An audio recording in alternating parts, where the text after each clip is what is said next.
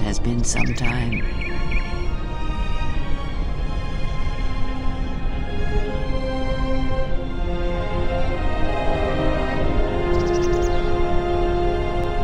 The years have not been kind to us both, it seems, but perhaps now they will see the truth at last. Even here on Dantooine, I can still hear you faintly in the Force. Now that I know what to listen for. I know what you have done to the others. It is my fault. I knew you for what you were when we met on Dantooine, and I should have stopped you then.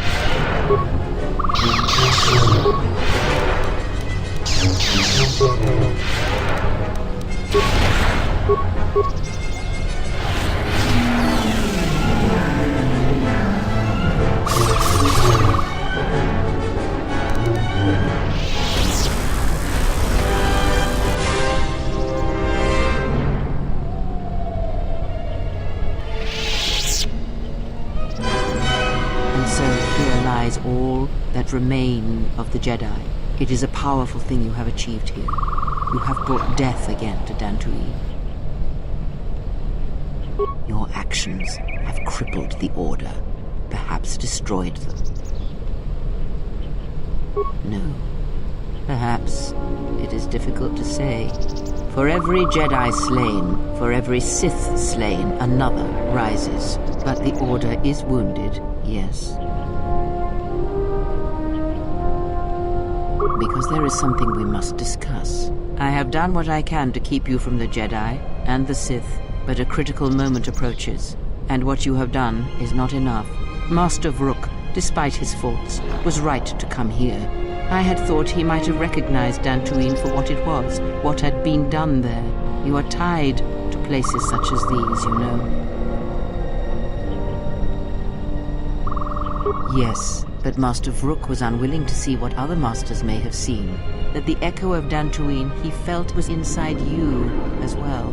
They admitted it as much in the council chamber after your trial, though they did not understand what it meant at first. They assumed it was a threat that they felt. From one perspective, they were correct. As much as you can form connections to others, such connections exist on a galactic scale as well. It is possible to hurt or sever those connections.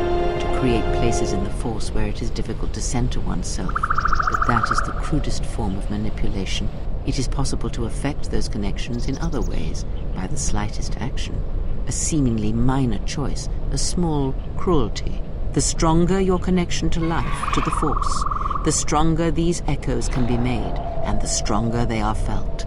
When heard, Force sensitives instinctively seek out the source, are drawn to it to try and form a connection. And when the connection is formed, both become stronger, and the influence between them grows.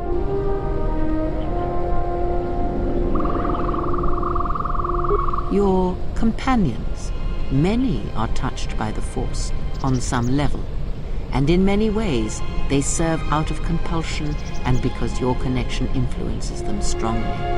It was much like it was for you in the Mandalorian Wars, with many Jedi under your command. But this connection has other consequences. When the source is wounded, the one on which others draw strength, then they are wounded as well. What one feels, the other feels. And when others die, the scream travels back to the source. If they occur at the same time, or at the right time, these screams will build upon each other until it is the only sound you can hear. And the deaths of many will cause the screams to build until their pain becomes yours, and you die as well. And that is why during the Mandalorian Wars, you lost your connection to the Force. It was that final battle, the deaths of so many Jedi, that caused you to lose your connection. It caused the wound that you feel now. It caused pain in the Force, an emptiness, a wound that has yet to heal. But it does not end there. If it did, then perhaps the threat that we face would be more manageable. This pain I describe, the echo of these acts, is true of planets as well. Tremendous loss of life on a planetary scale can also cast echoes, create a scream, a wound in the Force that can travel across the galaxy. It can be felt by Force sensitives, and it can influence them whether they realize it or not.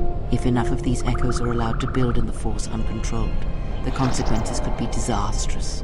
The connections of all life would be affected. Yes, in that he was correct. But like Vrook himself, that is incomplete in itself, and it only achieves meaning when part of a larger whole.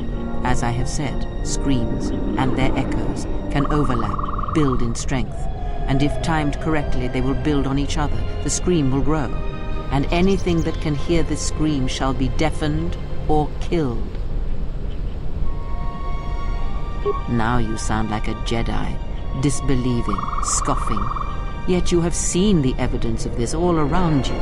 But in order for this to work, all of them must be timed correctly, must be carefully orchestrated and controlled, from the greatest to the smallest of echoes, even the ones that come from a lone exile echoing across the galaxy.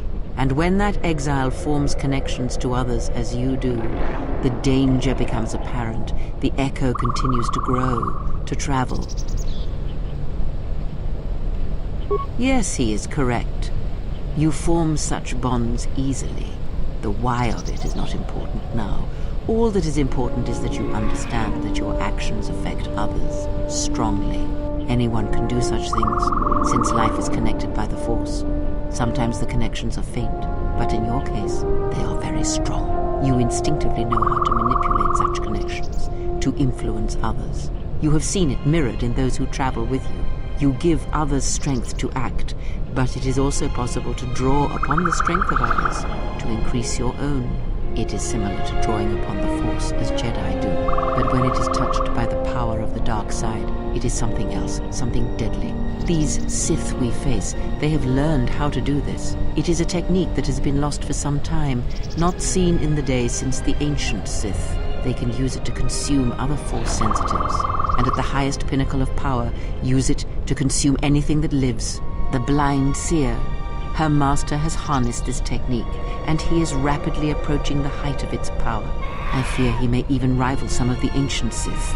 He is already more of a force than a living thing, a hole in the Force that threatens to draw everything into it, and the teaching must die with him, or else all life will be placed in jeopardy. The destruction of the Order, the Masters, it was not an end in itself. I did not expect them to still live. Their presence was knowledge I did not possess. But now this has been corrected, and now the sides of this conflict are as I had thought them to be. There are no more unknowns. But this moment is all that really matters. It was never my wish that you find the Masters, only find yourself, although I did not expect them to still live. I had hoped you would learn something from the Jedi Masters as they fell before you. Not just of battle, but of yourself and the Force. I must know if killing them, if revenge brought you any measure of satisfaction, if seeing them dead has settled the disquiet within you. Because it matters to me in a way that never mattered to the Jedi, to the Council when they cast you out. You must understand, I did not wish the Jedi dead. Defeated, perhaps. I merely wished them to see that they and their teachings were wrong, that one could not truly understand the Force simply by adhering to the Jedi Code. All I have ever trained have been failures to them. Students who went to fight the Mandalorians, who fell to the dark side, who abandoned their training. To see one that had the strength to best them, that is a moment I will not forget. Yet it has not been as satisfying as I had hoped. To best one in battle is one thing. To defeat them without striking a blow, that was my hope. Regardless, it had to be done. To have such powerful Jedi still live, still be felt in the Force, even on such worlds as they had chosen, was a threat that had to be ended. To the Sith? No, not to the Sith. Perhaps not in the way you would think. Let us return to my question. If by killing these Jedi, if you achieved any measure of peace...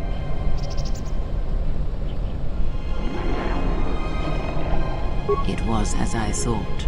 You have failed me, completely and utterly. I have taught you to hear the Force again, shown you the contrast, and yet still you do not understand. This is what you have wrought. Countless murderers, slayers, assassins, born of war that has, as always, taught the wrong lesson. You showed them life without the Force, and instead of showing them truth, power, all you showed them was how the galaxy may die. You are responsible for all of this. Even now, events spiral towards destruction, and there is nothing that can be done because you refuse to listen, to understand. You have seen the effects you have on those close to you, heard the echoes scream across dead planets, and watched as your strength has grown. Yet it is for nothing to have the Jedi Masters brought low by such a failure. There is no victory in that. You have not heard a thing I have taught, and for all I have said, you have never learned to listen. There. Do you feel that, exile? It cuts through your defenses, as unprepared for such an attack as you are. Let that pain be a lesson, and a reminder of what you have forgotten. You were my last hope, the only one who could change what is to come. And now you have left me nothing. I shall teach you no longer. Our bond remains, but that is all. This place will hide you from the Sith for a time, enough to do what must be done. Stay here and die, apprentice, among the wreckage of all that remains of the Jedi. It is a fitting grave until the Sith come to end you, to end everything.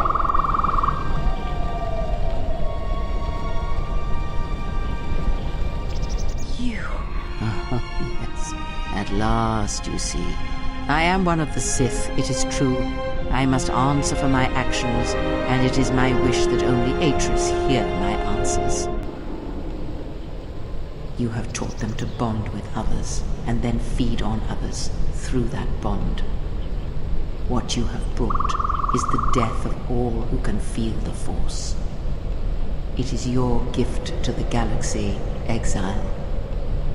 And unless you hear it, and silence the echo you have caused, then every living thing everywhere that is touched by the Force will die. What are we gonna do? If we don't stop her, then everyone everywhere. They're gonna lose their lives. Soon your ship will come, my master. I will bring him before you, but I will not let you have him. Soon your ship shall come from that which made you. I know you can hear me. I have always known. It is why I followed you. I have destroyed planets for you, General. But now, this once, if we could save something in this galaxy. I need to do this, or I will die inside, like I died at Malachor 5.